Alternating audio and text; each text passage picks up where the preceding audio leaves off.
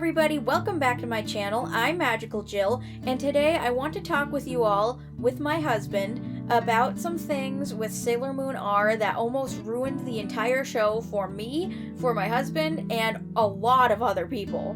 That is going to be the forced drama around Usagi and Mamoru, of course, Prince Endymion and Princess Serenity, the star-crossed lovers fated to be together that are supposed to be one of the main focuses of this entire series of manga and 2 animes now at this point, and how the forced drama around Sailor Moon R took a lot of people out of it, made people act out of character, and honestly, made a lot of people want to drop the show completely. Before we get into all of that, though, I did want to talk a little bit about enchantedglamour.com. That is my shop that I have, and I have a really awesome new Christmas collection up that I really want you guys to check out. I have some really awesome, beautiful handmade jewelry for Christmas that is really, really special to me.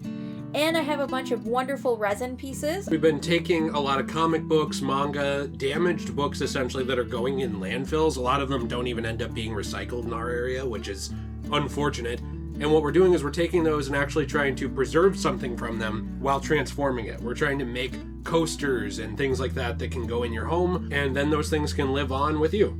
So definitely go check that out, and let's get right back into the video. So Sailor Moon has always been one of my favorite shows of all time, especially the 90s anime. One of the biggest themes in the show and in the manga is true love, and how true love can fix everything. It can fight evil.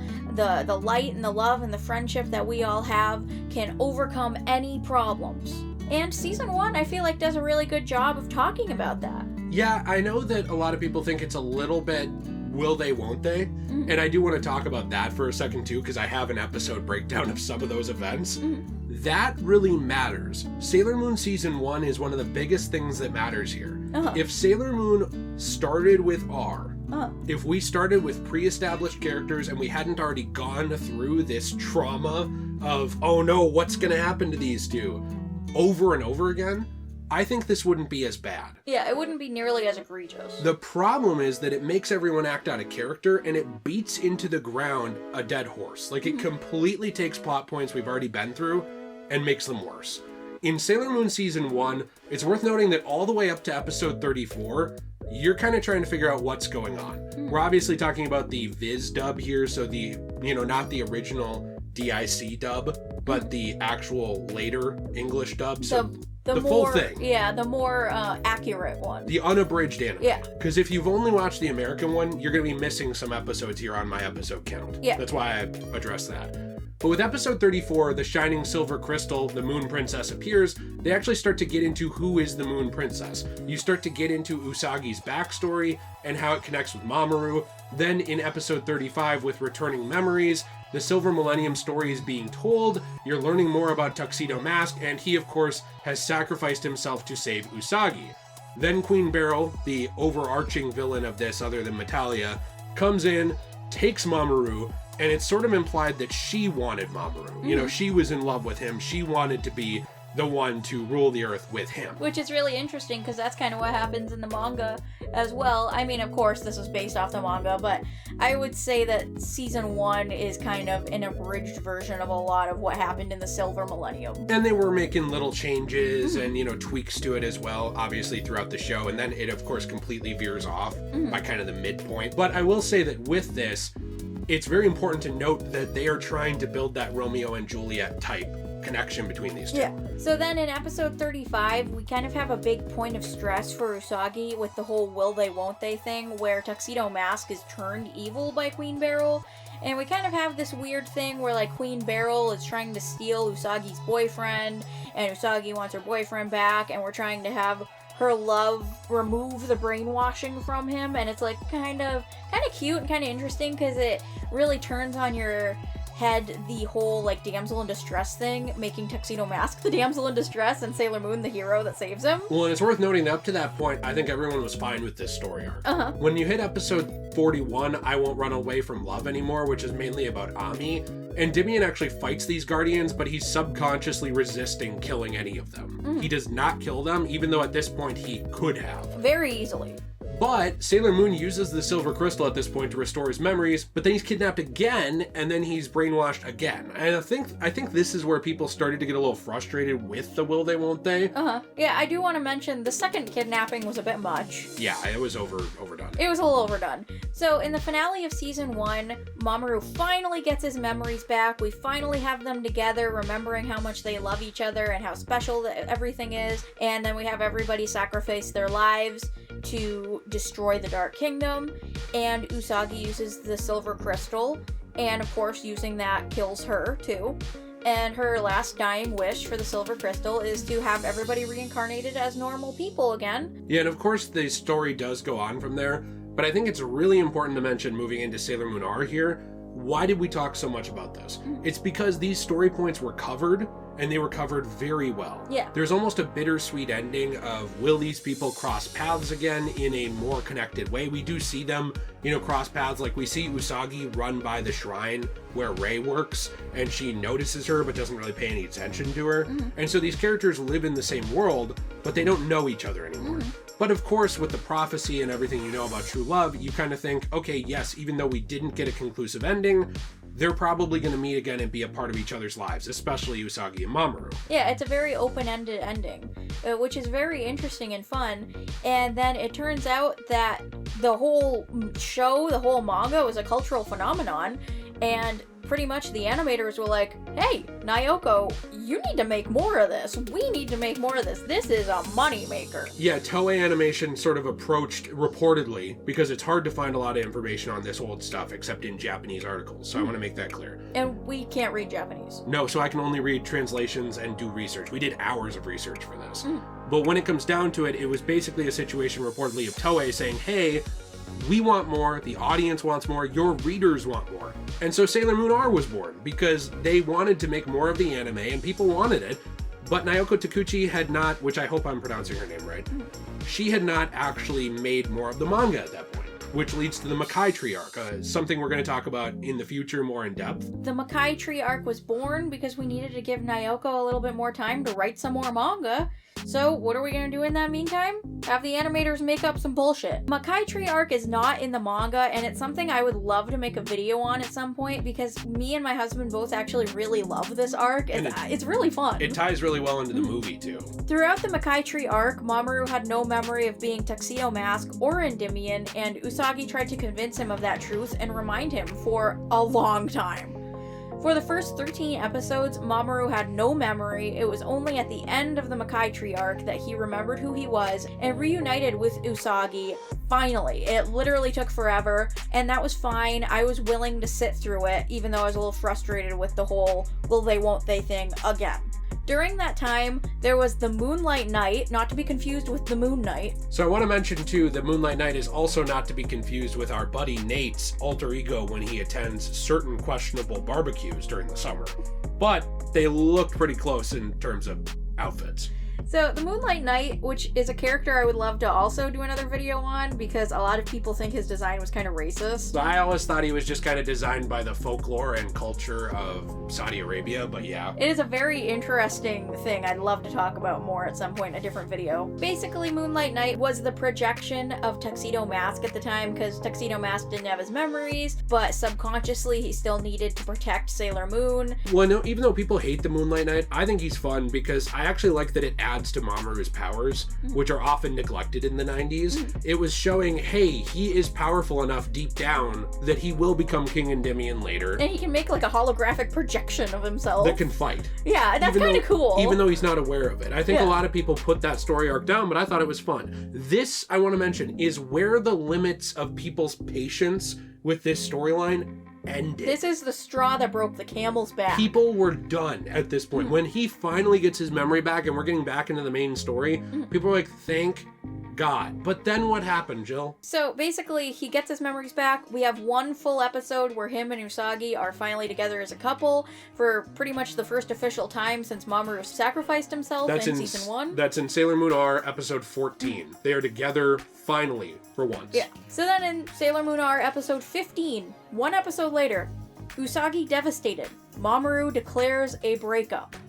And that's when the breakup happens. And it's one of the most, I would say, iconic scenes in the anime Like, people will do fan art of it, they will draw it and reference it as like this was a big emotional deal, but most people hated it. It was not good. I just felt like it was extremely out of character for him, because at this point in Sailor Moon R, they had already established the fact that they have a child together. In the future. I know we don't find out at that point that it's her kid, but if you are somebody who read the manga first before going into the anime, you'll know that Chibiusa is Sailor Moon's kid.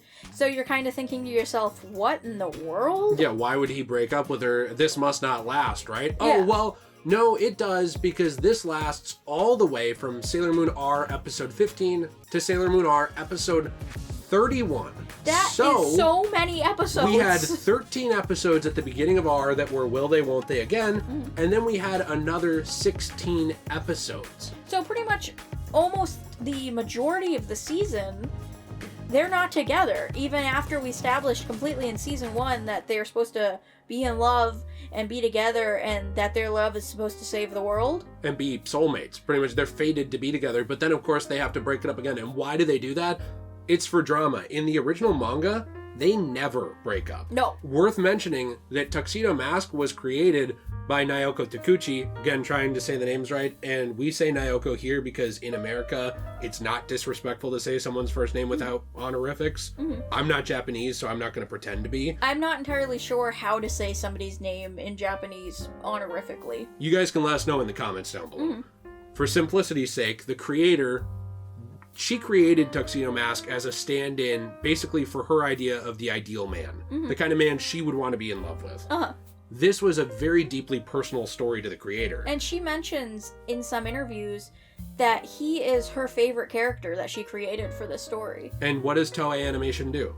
They pretty much desecrates him. And make him a dick. Yep. I think that's the biggest problem here, is not just that he breaks up with her, because you could justify that. He breaks up with her because he gets visions from the future that I want you to talk about in a minute, saying that, you know, she'll be hurt if you stay together. And he wants to save her because he loves her.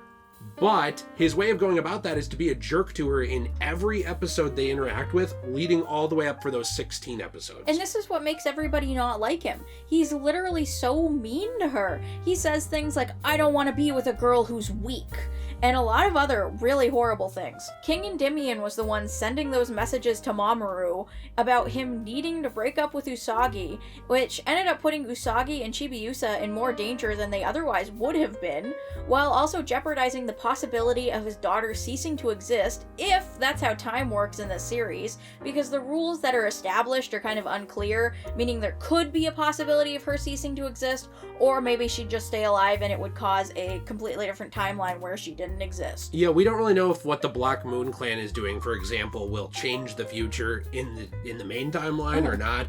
It's complicated, and I don't think they really wanted to get into the specifics of time travel very much. There's multiple episodes where Usagi almost dies. The specific episode that I'm thinking of is the Sleeping Beauty episode, where Mamoru basically has to be like, fine, I guess I'll kiss her to bring her back to life, if I have to. Mans was completely prepared to let her die and be like, no, I can't kiss her, it's bad for her. And I also want to mention the episode where Ami was going to move to Germany to essentially become a doctor. This was also out of character, because this forced, again, an interaction between the Sailor Guardians and Mamoru, who is kind of not a part of the group at this point. He's just kind of doing his own thing, and he shows up when he needs to. And you'd think that Usagi's best friends in the whole entire world would be like, hey, you're kind of being mean to our best friend after everything that happened last season, because now we remember everything. What in the world is going on here? Especially when they establish that later on in Sailor Moon S, they do just that to Uranus and Neptune. Yeah, they step out and they're ready to beat their ass. I would especially say, for out of all of them, Mako and Rei would be the most likely to beat Mamoru's ass. They're the most outspoken, the most hot-headed, and the most ready for a fight. Yeah, and the most defensive. And one of the most Protective? Protective of Usagi especially. And so it kind of is odd to us, especially there, that all these characters have to act out of character for this to work. Yeah. The only person who's really acting in character is Usagi. Yeah. She's still kind of pining after Mamoru, but this season, it also reduces Usagi to a sniveling whiner. Yeah. Because, like, what they do is they make Mamoru so unlikable that Usagi constantly feels like she has to prove herself to him to get him back. This is an abusive relationship. And they make Tuxedo Mask a jerk. Yeah, and she starts getting a crush on Ale. Yeah. Yeah, when Ale is pretending to be a human. And it kind of goes to show, like, is she losing feelings for Mamoru because he's being such a dickbag? Well, but even then, it's like you could kind of justify she thought he wasn't going to remember at the time. He wasn't necessarily being super mean in the Makai Tree arc. He was just more distant. Like, he was like, you're kind of a weirdo, I don't know you. By the time you get here, though, it's like if she was already kind of having some feelings for other guys at that point and wondering, is this really going to work out?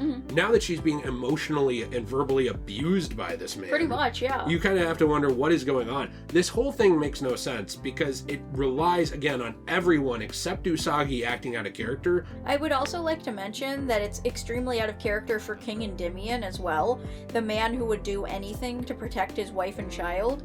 He's putting his wife and child in jeopardy because by doing the whole giving dreams to Mamoru thing, if he made it so Mamoru wasn't going to be protecting Usagi from the Black Moon clan, who already messed up his entire family, if Usagi in her timeline dies, who's gonna go back in time to go save King Endymion's wife from the Wise Man? Who? Even ignoring that, you're also having to think that this would be either the same or another version of the woman he loves that he would just be putting at risk anyway. Yeah. Like, even if you're just ignoring the future, he's still putting that version of her at risk in the past. It's extremely out of character. I think that the animators, no offense to them, a lot of them probably just did it. Well, the writers of the animation, I guess think the is a better way to say it. I think some of them just did it because they, for some reason, didn't like Tuxedo Mask or something. I feel like there was something behind the scenes that must have made it so, like, they decided, we need to do this because it would be interesting. The people who worked on the Toei Animation 90s Sailor Moon, by the way,